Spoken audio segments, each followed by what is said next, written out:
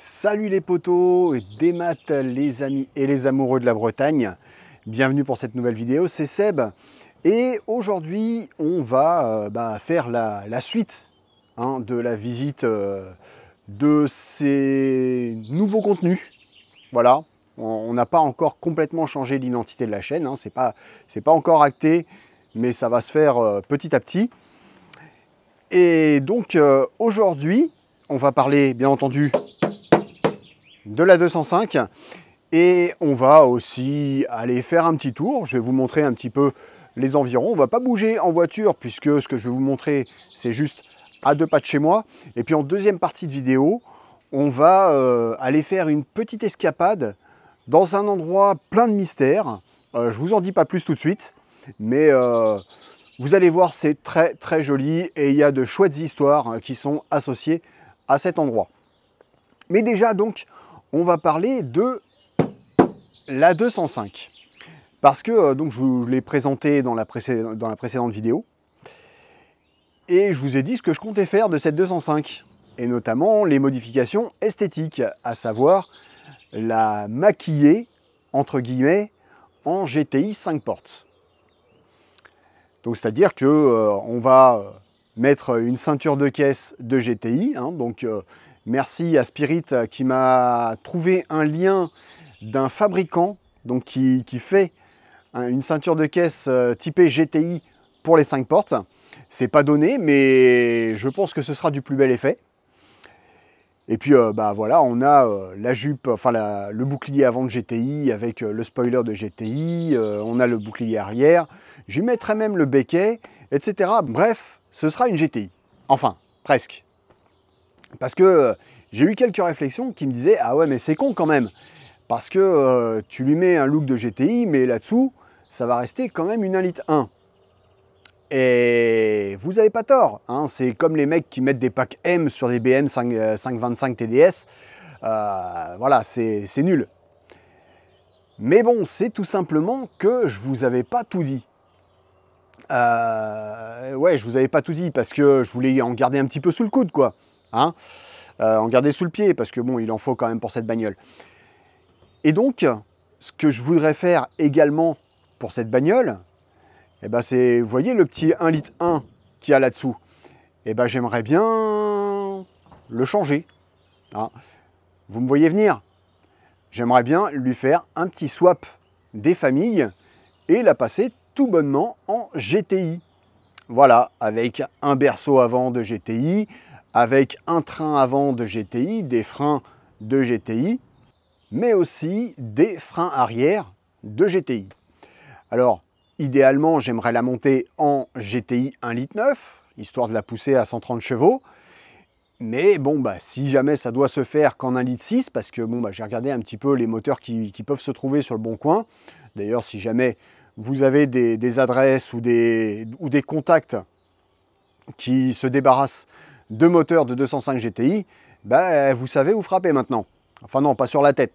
Mais voilà, manifestez-vous en commentaire, ou en message privé, ou en mail, ou sur Discord, enfin bref, voilà. Et puis au passage, si vous n'êtes pas abonné, n'hésitez pas à le faire. C'est gratuit, et puis moi, ça me fait vachement plaisir. Donc, on va la swapper en GTI. Alors bien entendu, c'est une opération qui ne va pas se faire en 3 vidéos. Mes moyens étant limités, également, ça risque d'être un petit peu long. Mais voilà, c'est un projet qui va se faire tranquillement sur la durée, etc. Je ne suis pas pressé en même temps. Mais au final, cette 205, cette petite 205 qui est là, risque d'être assez unique au monde, puisque des 205 GTI 5 portes, j'en ai pas vu. J'ai cherché un petit peu sur le net pour voir ce que les gens faisaient, mais j'en ai pas vu. Alors peut-être que ça va être galère, peut-être que je vais tout simplement pas y arriver, peut-être que plein de choses, mais j'espère vraiment qu'on va s'éclater avec cette bagnole. Bon, faites pas gaffe à la poussière derrière, là, c'est les tracteurs qui font des allers-retours depuis tout à l'heure. Ça me gave, c'est pile le jour où il fait beau, le jour où je peux enregistrer une vidéo, qui se décide à se mettre au boulot. Bon bref, allez, Vous savez donc maintenant ce que je compte faire de cette 205 5 portes GTI. Donc je vais l'appeler la GTI 5. C'est naze comme nom, mais bon, faut bien lui en donner un. Si vous avez d'autres idées, en commentaire, manifestez-vous. Hein. Comment on pourrait appeler une 205 GTI 5 portes? La GTI 5? Ouais, peut-être. Je sais pas. Bon bref, au niveau de l'intérieur, on va aussi lui mettre un intérieur typé GTI. Alors les panneaux de porte, pour faire du typé GTI, il faudrait les fabriquer, puisque ça n'existe pas sur de la 5 portes. Hein, les portes en 3 portes, enfin les portes d'une 205 3 portes sont plus longues, donc c'est pas la même taille. Et les panneaux typés 205 GTI n'existent tout simplement pas. Donc il va falloir les fabriquer. Je ne sais pas encore comment, mais bon. Quant à la moquette, teintée en rouge, bah là c'est même chose. Hein. Ça n'existe pas sur une 5 portes. Je ne sais pas si les empreintes au sol sont les mêmes, etc. On verra bien. On a le temps, on n'est pas pressé. Et puis bah, reste après la planche de bord et la console centrale. Là il va falloir que j'adapte. Et je compte bien mettre une planche de bord et une console centrale de GTI. Voilà. Donc, on va maintenant aller faire un petit tour au bord du canal. Voilà, qui est juste là, à quelques centaines de mètres, même pas. Et puis, on continue la causette. C'est parti. Allez, donc maintenant, on se retrouve au bord du canal. Donc, le canal de Nantes à Brest, qui passe juste en bas de chez moi. C'est à quelques dizaines de mètres. Une petite minute à pied. On se retrouvera souvent ici parce que bah, c'est un endroit que j'adore tout simplement, surtout quand il fait beau comme ça, que j'ai le soleil en plein dans la gueule, c'est juste génial. C'est un endroit qui est magnifique, c'est un endroit qui est apaisant. Donc ici, on est à la petite écluse qui est juste derrière chez moi. Et donc souvent, pas tout le temps, mais souvent, c'est d'ici que je vous présenterai les petites balades qu'on va faire, histoire de vous faire découvrir un petit peu les beautés de ma chère Bretagne. Enfin, je dis ma chère, c'est pas la mienne, hein. C'est pas la mienne, mais voilà, c'est ma Bretagne quand même. Un pays donc que j'adore, ouais, parce que c'est vachement beau la Bretagne, comme disait Coluche, et puis c'est pas très loin de la France. Et donc voilà, on va partir d'ici, ça va être notre base, notre QG, notre point de départ. Et aujourd'hui donc je vais vous amener dans une terre de légende. Une terre de légende, c'est un pays plein de mystères, c'est un pays qui n'est pas très très loin d'ici, c'est à une quarantaine de kilomètres, une trentaine même de kilomètres de chez moi. On va aller au village de Tréhaut-Rantoc, enfin on va pas aller au village mais juste à côté, à l'orée de la forêt de Brocéliande. Et c'est une forêt qui est absolument magnifique. Alors vous allez voir des petites différences au niveau de la végétation, tout simplement parce que bah, là, on est en plein mois de mai, donc la verdure a repris ses droits. Et puis bah, les images que vous allez voir, elles ont été tournées plutôt en hiver. Donc la végétation n'est pas tout à fait la même, même si il y a pas mal de résineux là où on va aller. Et puis bah, vous allez voir, c'est juste magnifique. Et puis je vais en profiter aussi pour vous raconter une petite histoire. Allez, c'est parti! On est donc ici au Val sans retour. Donc le Val sans retour, c'est, selon la légende, l'endroit où la fée Morgane enfermait les amants infidèles. Et donc ce Val sans retour, une fois qu'on y était, on était complètement prisonnier et on ne pouvait plus en sortir.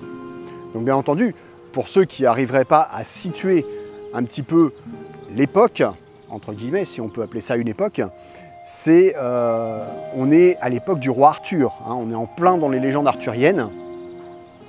Et donc voilà, la fée Morgane, hein, on est vraiment en plein dedans, quoi.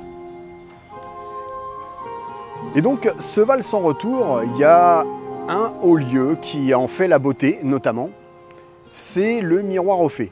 Alors le Miroir aux Fées, c'est un petit étang qui est magnifique, hein, donc enclavé dans la vallée. C'est un endroit qui est extrêmement tranquille, hyper relaxant, reposant. Et donc, ce Miroir aux Fées, qui tient son nom, enfin qui a eu ce nom, qui a pris ce nom au début du XXe siècle, si je ne dis pas de bêtises, bah son nom, il le doit à une petite histoire. Et bah cette histoire, je m'en vais vous la conter Alors dans les grandes lignes, hein, on ne va pas faire d'envolée lyrique, mais voilà, je vais vous raconter un petit peu l'histoire du miroir aux fées et pourquoi ça porte ce nom. Donc, figurez-vous qu'il y a 1000 ans, enfin il y a plus de 1000 ans, les fées étaient les gardiennes de cet endroit. Et un jour, l'homme est arrivé. Et devant la folie des hommes, les fées ont décidé de se retirer, de se mettre à l'abri des regards et de ne plus jamais sortir de cet endroit. Elles se sont donc enfoncées au fond de l'étang et ont continué leur vie comme ça, pendant que les hommes évoluaient, grandissaient, faisaient la guerre, etc., etc. Et puis un jour, l'une des fées, l'une des sœurs, s'ennuyait tellement depuis ces centaines d'années qu'elles étaient au fond du lac, qu'elle a décidé de remonter à la surface. Elle est donc remontée et elle est tombée nez à nez avec un beau chevalier en armure. Magnifique, elle était subjuguée, elle est tombée immédiatement amoureuse de ce chevalier en armure. Lorsqu'elles est redescendue au fond du lac, les sœurs de la fée ont bien vu qu'elle avait totalement changé d'attitude et lui ont demandé pourquoi elle était si joyeuse. Et donc, elle leur a raconté sa rencontre. Les sœurs se sont mises en colère, se sont fâchées et ont eu peur qu'on découvre leur retraite. Alors, elles sont remontées à la surface, ont attendu le retour du beau chevalier et l'ont tout simplement égorgé. Folle de chagrin, la fée a décidé de se venger. Et donc, pendant le sommeil de ses sœurs, elle les a également toutes égorgées. C'est gai comme histoire, hein. Mais figurez-vous que le sang des fées a tout simplement donné la couleur rouge de la terre du Val sans retour et la couleur rouge également des eaux du Rocco, qui est le ruisseau qui alimente et qui repart du miroir aux fées. Voilà, donc c'était la petite histoire du miroir aux fées, du Val sans retour.